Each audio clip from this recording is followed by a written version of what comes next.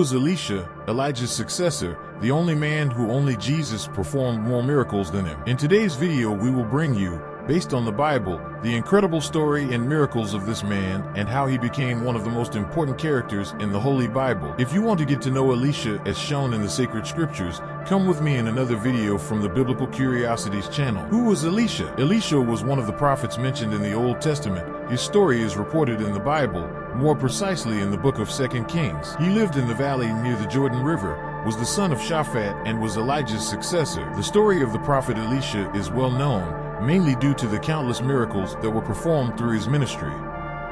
Little is known about his place of birth, but we can assume that he was born in Abel Meol, the city of his parents. Abel Meol, a peaceful city, saw its ordinary days transformed by the presence of Elisha, son of Shaphat. His usual routine took on an extraordinary turn when the renowned prophet Elijah, messenger of God, found him in the vast fields of Arava. The divine encounter would mark the beginning of a unique journey in Elisha's life. So Elijah went from there and found Elisha the son of Shaphat, who was plowing with 12 yoke of oxen before him, and he was with the 12th. And Elijah passed by him and threw his cloak over him. Then he left the oxen and ran after Elijah. And he said, "Let me kiss my father and my mother, and then I will follow you." And he said unto him, "Go and return. So what have I done to you?" So he returned from following him and took the yoke of oxen and killed them. And with the equipment of the oxen he boiled the meat and gave it to the people, and they ate. So he arose and followed Elijah and served him. 1 Kings 19:19-21. We can imagine the golden sun on the horizon when Elijah, anointed by a divine aura, threw his mantle over Elisha. The sacred cloth slid gently over Elisha's shoulders, like a heavenly calling that transcended words. It was a symbolic gesture, a bridge between the ordinary and the extraordinary, between everyday life and the divine mission that would unfold before him. Elisha, although surprised, felt an inner fire that burned with an unknown flame. It was the presence of something greater, a heavenly responsibility that extended beyond the borders of Abel Meol. Without hesitation, he abandoned his daily tasks and surrendered himself to the divine will, willing to follow the path marked out by God. The small town witnessed Elisha's farewell to his known life. The fields of Arava, once the scene of divine encounter, were now the gateway to the unknown. Elisha walked with determination, guided by the call that echoed in his heart. Elisha was invited by the prophet Elijah to accompany him. He served as a type of apprentice or assistant. However, we must remember that Elisha's call to the prophetic ministry was made by God himself, who instructs the prophet Elijah about this on Mount Horeb, 1 Kings 19:16. The journey alongside Elijah transformed Elisha's life in unimaginable ways.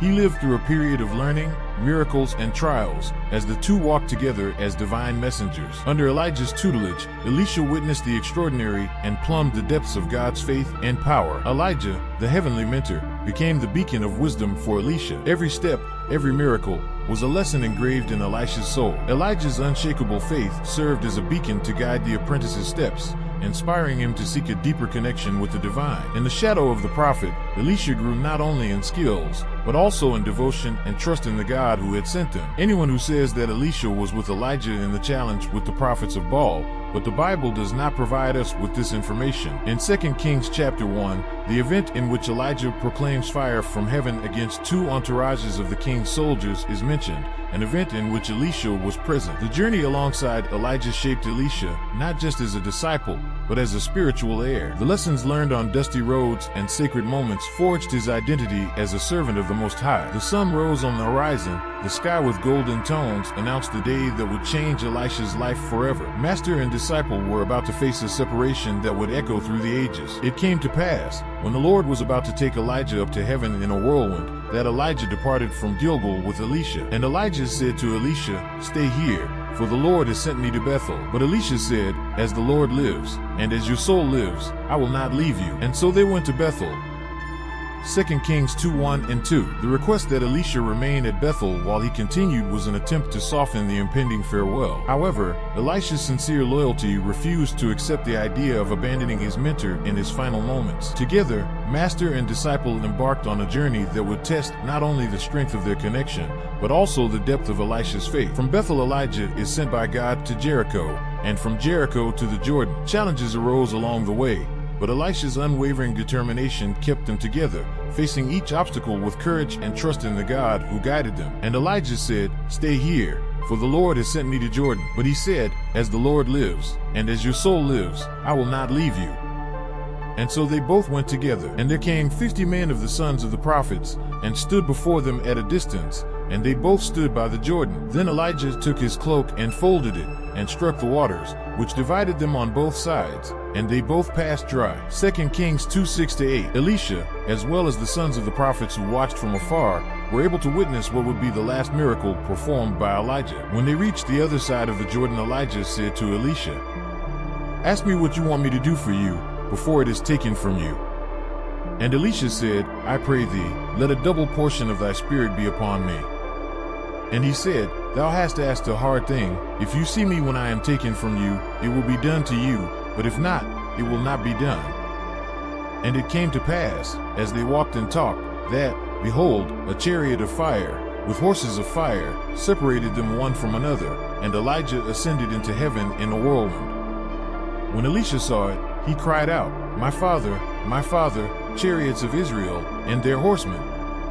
And she never saw him again, and taking his clothes, he tore them in two. 2 Kings 2:9-12. The pain of parting was intertwined with the understanding that Elisha's journey would now take a new direction, with divine responsibilities placed on his shoulders. Elijah's departure ended with Elisha, now alone physically, but strengthened spiritually, and in his hands the cloak that Elijah had dropped when he was being taken away. With Elijah's departure, the mantle, a tangible symbol of divine responsibility, found a new bearer now on the shoulders of his dedicated disciple. Upon receiving his master's mantle, Elisha felt the spiritual weight he now carried.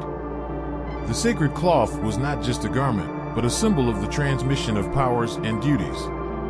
Aware of the magnitude of the journey ahead, Elisha reflected on the wise words and miracles witnessed alongside Elijah. The robe on his shoulders became a tangible manifestation of God's trust placed in him. Elisha now alone needed to cross the Jordan again, and in the same place and in the same way as Elijah's ministry ended, Elisha's ministry began. And he took Elijah's cloak that had fallen from him and smote the waters, and said, "Where is the Lord God of Elijah?" When he struck the waters, they divided from one side to the other, and Elisha passed by. And when the sons of the prophets who stood opposite in Jericho saw him, they said, "The spirit of Elijah rests upon Elisha." And they came to meet him, and fell down before him on the ground. 2 Kings 2:14-15. Taking on the mission of prophet, Elisha returned to Jericho. Some men from the city went and said to Elisha, "As you can see, this city is well located, but the water is not good and the land is unproductive." And he said, "Put salt in a new bowl and bring it to me." When they took it, he went to the spring, threw the salt there, and said, "This is what the Lord says, I have purified this water. It will no longer cause death or leave the land unproductive." And to this day the water remains pure, according to the word of Elisha. 2 Kings 2:19-22. And thus Elisha's second miracle happened. As he walked through the lands of Israel, each step was a silent declaration of commitment to his master's legacy and, above all, to the divine will. Elisha's eyes now saw beyond the ordinary. They saw the divine in the everyday details of life. Elisha's life was punctuated by moments of challenge and revelation. The narrative of Elisha's extraordinary life unfolded into a rich story, intertwined with miracles and challenges that defied human understanding. As prophet, became a channel of divine power, manifesting God's presence in surprising ways. The second remarkable miracle revealed Elisha's divine touch in the bitter waters of Jericho. With the simplicity of a small bowl of salt, he transformed bitterness into sweetness, demonstrating God's ability to bring life and restoration even in the most challenging circumstances. His staff, symbol of divine authority, became the instrument through which God accomplished the extraordinary. Each miracle was a lesson carved into the pages of Elisha's journey, pointing to God's merciful and powerful nature. However, even the miracle bringer faced personal challenges. At Bethel, the youth's mockery echoed a challenge to Elisha's divine authority. But in his humility, the prophet turned not to wrath, but to divine guidance. The wickedness of young people was confronted with God's intervention, highlighting the importance of humility and continued trust in the Creator. Every action, every challenge, was an invitation to deepen understanding of God's nature and reinforce trust in His divine guidance. Elisha's extraordinary life continued to unfold, a living testimony to the faithfulness and power of the one who had called him to a mission beyond the ordinary. Before taking up residence in Samaria, Elisha spent some time on Mount Carmel.